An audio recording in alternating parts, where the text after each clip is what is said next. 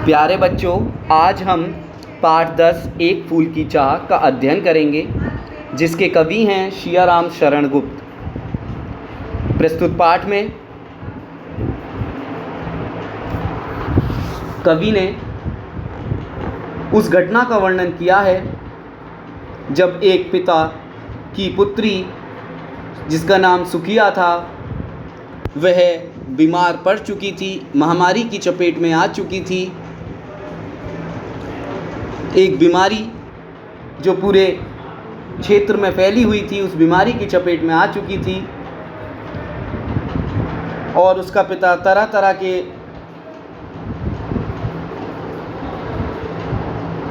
उपचार अर्थात उसे ठीक होने के लिए तरह तरह की बातें सोच रहा था, लेकिन उसकी पुत्री उसे नहीं मिल पाई। अर्थात वह मौत की नींद में सो गई, गहरी नींद में सो गई। उस बीच क्या क्या घटना घटित हुई, उसको इस पाठ के माध्यम से हम जानेंगे।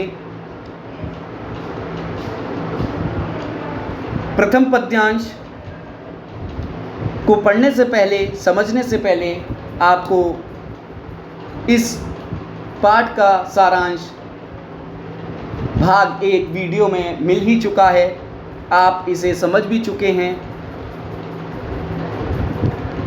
तो चलते हैं प्रथम पद्यांश की ओर।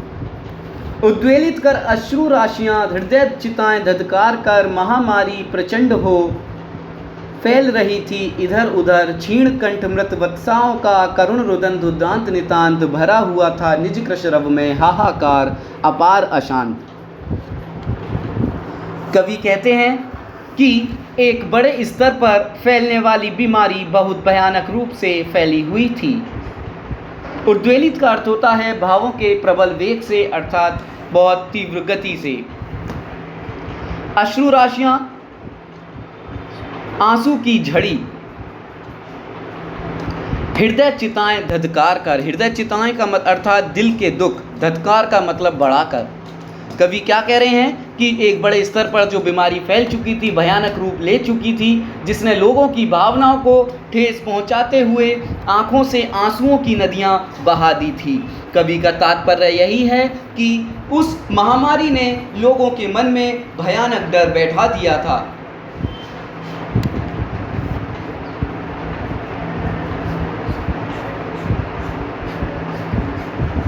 आगे देखेंगे, क्षीण कंठ मृत वत्साओं का। क्षीण का अर्थ मतलब क्षीण कंठ, कंठ का यहाँ पर अर्थ है कमजोर दबी हुई आवाज। मृत वत्साओं, वे माँ जिनकी संतानें मर गई हैं, जिन्होंने अपनी संतानों को खो दिया है। करुण रुदन, करुण रुदन अर्थात करुणा उत्पन्न करने वाला जो विलाप है। और दुद्रांत अर्थात भयंकर, नितांत का अर्थ होता है कमजोर। तो कवि क्या कहते हैं कि उस महामारी के कारण जिन औरतों ने अपनी संतानों को खो दिया था, उनके कमजोर पड़ते गले से लगातार दिल को दहला देने वाला ऐसा दर्द निकल रहा था। भरे हुए था निज कृश रव में हाहाकार अपार अशांत। ऐसा दर्द निकल रहा था जिसे दबाना बहुत कठिन था। उस कमजोर पड़ चुके दर्द भरे रोने में भी अत्यधिक अशांति फैलाने वाला हाहाकार छिपा हुआ था। सभी लोग वहाँ परेशान थे। इस तरह की बीमारी जिसका कोई उपचार नहीं हो पा रहा था, सब धीरे धीरे मर रहे थे। इस तरह की बीमारी उस पूरे क्षेत्र में फैल चुकी थी।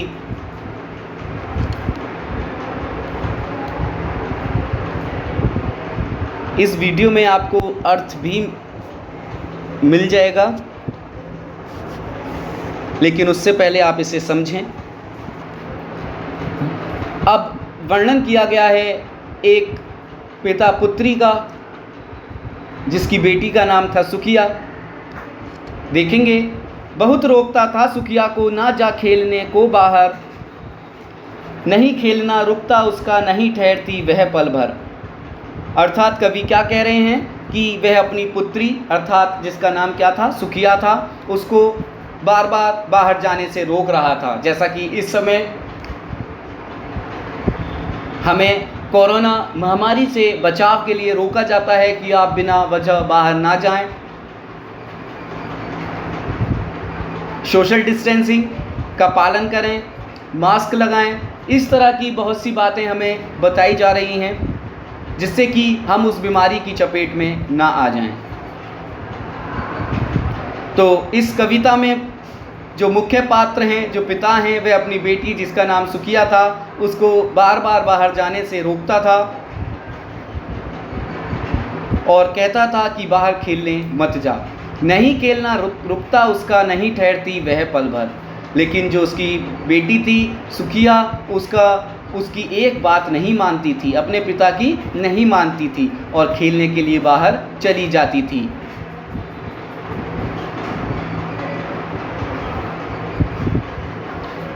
नहीं ठहरती वह पल भर, और वह एक पल के लिए भी घर में नहीं टिकती थी, अंदर घर के नहीं टिकती थी और वह बाहर खेलने चली जाती थी। मेरा हृदय कांप उठता था, बाहर गई निहार उसे, यही मानता था कि बचा लूं किसी भांति इस बार उसे। जब भी वह अपनी बेटी को बाहर जाते हुए देखता था तो उसका हृदय डर के मारे कांप उठता था।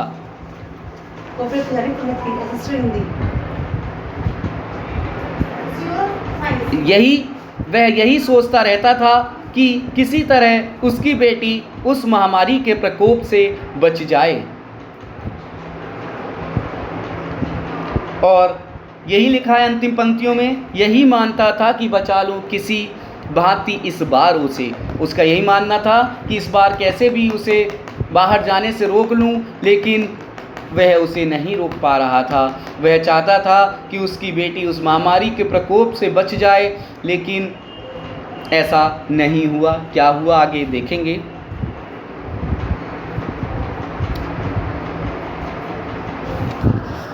भीतर जो डर रहा छिपाया है वही बाहर आया, एक दिवस सुखिया के तनु को ताप तृप्त मैंने पाया। ज्वर में विह्वल हो बोली वह, क्या जानूं किस डर से डर, हम मुझको देवी के प्रसाद का एक फूल ही दो लाकर। आगे क्या होता है, कवि क्या कहते हैं कि जो सुखिया के पिता को जिस बात का डर था वही हुआ। तो वही लिखा है, भीतर जो डर रहा छिपाया, अर्थात जो सुखिया के पिता के भीतर डर छिपा हुआ था, हाय वही बाहर आया, वही डर आज बाहर आ चुका था। अर्थात वह बच्ची उस महामारी की चपेट में आ चुकी थी। एक दिवस सुखिया के तनु को ताप तप्त मैंने पाया, अर्थात एक दिन मैंने सुखिया के शरीर को गर्म पाया, अर्थात उसे बुखार आ चुका था, वह बुखार से तप रही थी। ज्वर में विह्वल हो बोली वह, और ज्वर में और बुखार के दर्द में, ज्वर का अर्थ होता है बुखार, बुखार के दर्द में वह बोलती है, वह अपने पिता से कहती है कि उसे किसी का डर नहीं है। मुझको देवी के प्रसाद का एक फूल ही दो लाकर, और वह अपने पिताजी से एक इच्छा प्रकट करती है, और वह इच्छा थी कि वह तो बस देवी माँ के प्रसाद का एक फूल चाहती है ताकि वह ठीक हो जाए। अर्थात उसका ऐसा मानना था कि जो वहाँ पर एक विशाल मंदिर था, उस विशाल देवी माँ का उस मंदिर से वह एक फूल को पाकर ठीक हो जाएगी, ऐसा उसका मानना था। तो वह अपने पिताजी से इच्छा प्रकट करती है कि वह उस मंदिर का, देवी माँ के मंदिर का प्रसाद का एक फूल उसे लाकर दे दें। क्रमश कंठ क्षीण हो आया, शिथिल हुए अवयव सारे, बैठा था नव नव उपाय की चिंता में मैं मन मारे। क्रमशः मतलब क्रमानुसार, अर्थात एक क्रम में कंठ क्षीण हो आया। धीरे धीरे क्या हुआ कि जो सुखिया का गला था इतना कमज़ोर हो गया था कि उसके मुख से अब आवाज़ भी नहीं आ पा रही थी, उसके गले से अब आवाज़ भी बाहर की तरफ नहीं निकल रही थी। शिथिल हुए अवयव सारे, शिथिल मतलब कमज़ोर, अवयव मतलब उसके अंग, जो उसके अंग थे अब बहुत कमज़ोर हो चुके थे। बैठा था नव नव उपाय की चिंता में मैं मन मारे। और उसका पिता किसी चमत्कार की आशा में नए नए तरीके अपना रहा था, परंतु उसका मन हमेशा चिंता में ही डूबा रहता था। उसे बस ये था कोई भी ऐसा उपाय मिल जाए जिससे उसकी पुत्री ठीक हो जाए, लेकिन अभी उसे कोई उपाय नहीं मिल रहा था और वह चिंता में ही डूबा रहता था। और चिंता कैसी, उसका वर्णन अगली 4 पंक्तियों में। जान सकाना प्रभात सजग में, हुई अलस कब दोपहरी, स्वर्ण घनों में कब रवि डूबा, कब आई संध्या गहरी। अर्थात चिंता में डूबे सुखिया के पिता को ना तो यह पता चलता था कि कब सुबह हो गई और कब आलस से भरी हुई दोपहर हो गई। प्रभात आप जानते ही हैं, सुबह, और सजग होशियार, और अलस होती है आलस से भरी दोपहर। कब दोपहरी लिखा ही हुआ है, तो आलस भरी दोपहरी कब हो जाती है, और स्वर्ण घनों में कब रवि डूबा, और क्या हुआ, कब सुनहरे बादलों में सूरज डूब गया है और कब शाम हो गई है। कब आई संध्या गहरी, अर्थात कब शाम हो गई है। समय का पता ही नहीं चल रहा था। सुबह से दोपहर, दोपहर से शाम हो चुकी थी, लेकिन वह अब भी चिंता में ही डूबा था। उसे किसी बात का होश ही नहीं रहता था। वह केवल उपाय की तलाश में था।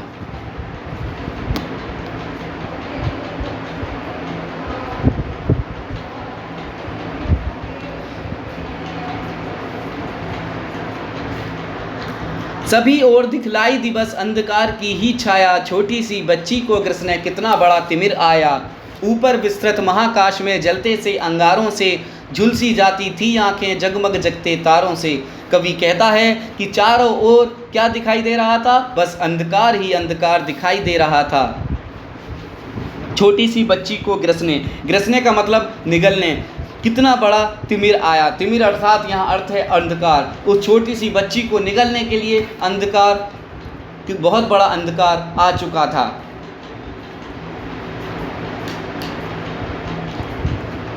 ऊपर विस्तृत महाकाश में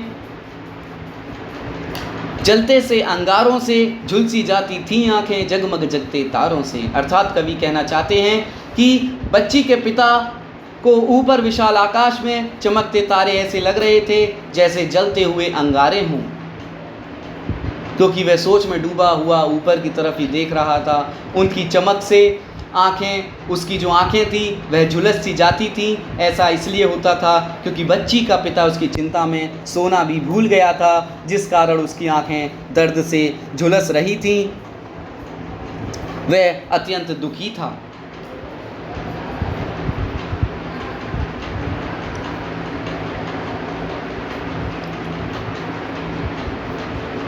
देख रहा था जो सुस्थिर हो नहीं बैठती थी क्षण भर, हाय वही चुपचाप पड़ी थी अटल शांति सी धारण कर। सुनना वही चाहता था मैं उसे स्वयं ही उकसा कर, मुझको देवी के प्रसाद का एक फूल ही दो लाकर। बहुत अच्छा वर्णन किया है, आप इसे समझ ही रहे होंगे।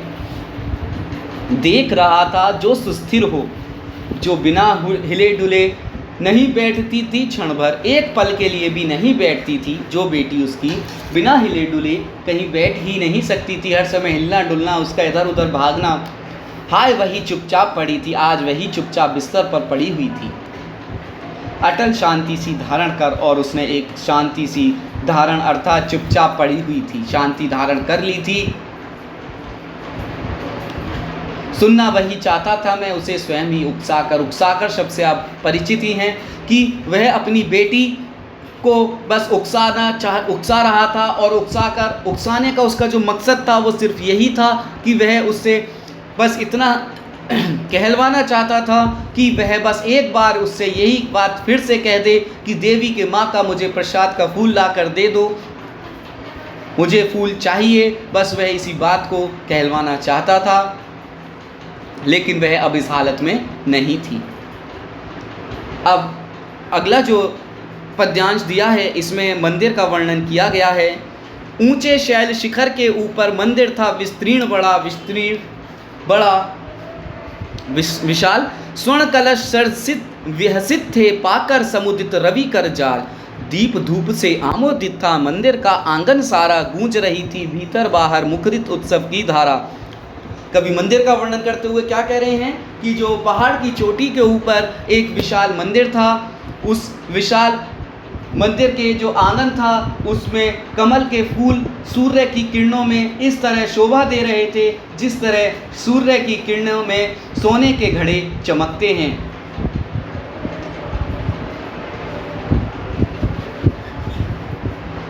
मंदिर का पूरा आंगन कैसा था? दीप धूप से आमोदित था, अर्थात दीपकों से और धूपों से खुशबू से महक रहा था। गूंज रही थी भीतर बाहर मुखरित उत्सव की धारा। और मंदिर के अंदर और बाहर कैसा माहौल बन रहा था कि वहाँ पर आवाज़, जो वहाँ लोग पूजा कर रहे थे उनकी जो ध्वनि आ रही थी, उस ध्वनि से, उन मुख से निकलने वाली ध्वनि से ऐसा प्रतीत हो रहा था जैसे मानो वहाँ कोई उत्सव मनाया जा रहा हो।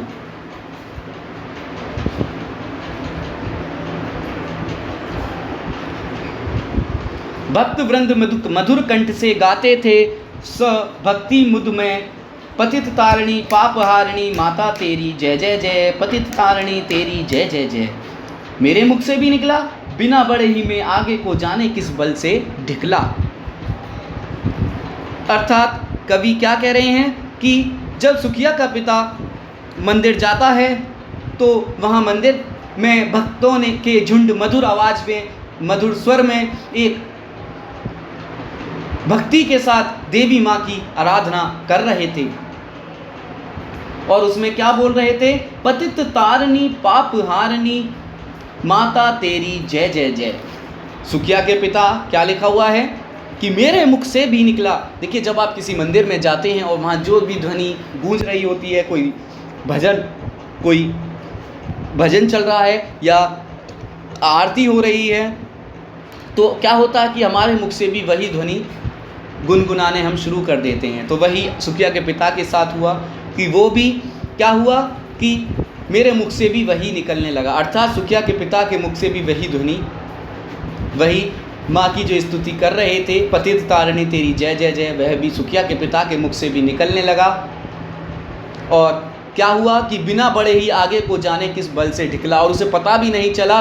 और एक ऐसा बल उसमें लग रहा था कि वह, अर्थात फोर्स, कि वह उसी बल से धीरे धीरे अंदर धकेल, उस बल ने जैसे उसे धकेल दिया हो, वो धीरे धीरे अंदर जा रहा था।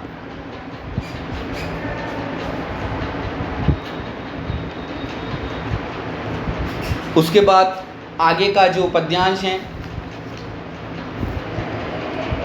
उन्हें देखेंगे। मेरे दीप फूल लेकर वे अम्बा को अर्पित करके दिया पुजारी ने प्रसाद, जब आगे को अंजलि भर के भूल गया उसका लेना झट, परम लाभ सा पाकर मैं सोचा बेटी को माँ के ये पुण्य पुष्प दूं जाकर मैं। क्या हुआ? कवि कहता है कि पुजारी ने सुखिया के पिता के हाथों से दीप और फूल लिए और देवी माँ की प्रतिमा को अर्पित कर दिए, अम्बा को अर्पित कर दिए।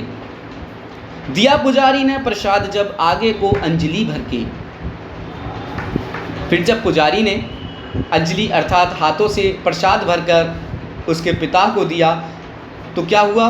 भूल गया उसका लेना झट, परम लाभ सा पाकर मैं सोचा बेटी के माँ के ये पुण्य पुष्प दूं जाकर मैं। क्या हुआ कि जब पुजारी ने उसको प्रसाद दिया तो वह एक पल के लिए ठिठक सा गया। क्यों ठिठक गया?